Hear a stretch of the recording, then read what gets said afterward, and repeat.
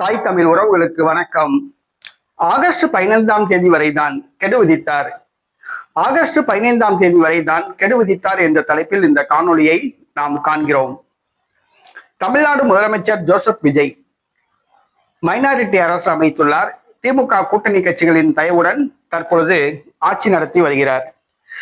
தற்பொழுது தவேக அரசு தனி பெரும்பான்மை பெற்றுவிட்டால் கூட்டணி கட்சிகளை நம்பி இருக்க வேண்டிய அவசியம் கிடையாது, தில்லாக ஆட்சி நடத்தலாம் என்ற முடிவுக்கு ஜோசப் விஜய் வந்துள்ளார்.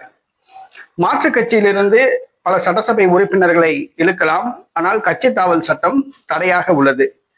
ஆக மாற்றுக் கட்சி சட்டமன்ற உறுப்பினர்களை ராஜினாமா செய்ய வைத்து செயற்கையாக இடைத்தேர்தல் வர வைத்து தவேக வேட்பாளர்களை நிறுத்தி வெற்றி பெற வைத்து இடைத்தேர்தல் மூலம் பெரும்பான்மை பெற விரும்புகிறார்.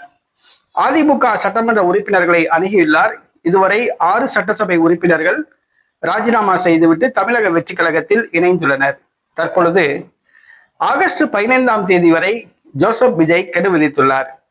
அதிமுக சட்டமன்ற உறுப்பினர்கள் ஏறத்தாழ 30 பேரை தமிழக வெற்றி கழகம் அணுகி பேச்சுவார்த்தை நடத்தி வருகிறது.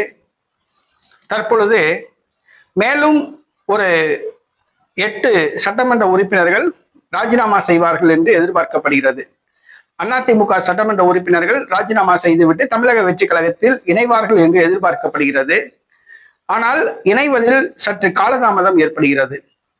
என்னவென்றால், மீண்டும் தமிழக வெற்றி கழகத்தில் நாம் இணைந்தால் மீண்டும் போட்டியிட வாய்ப்பு வழங்கப்படுமா என்பது ஒரு கேள்வி.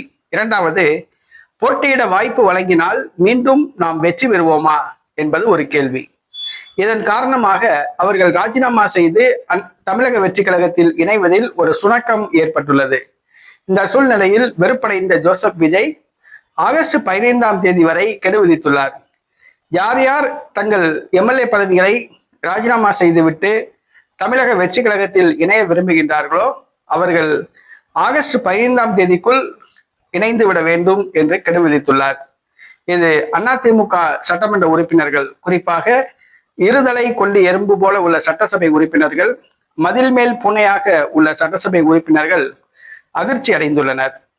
அவர்கள் ஆகஸ்ட் 15ஆம் தேதிக்குள் ஒரு முடிவெடுத்து ராஜினாமா செய்யலாம் அல்லது அதிமுகவிலேயே தொடரலாம் என்று எதிர்பார்க்கப்படுகிறது.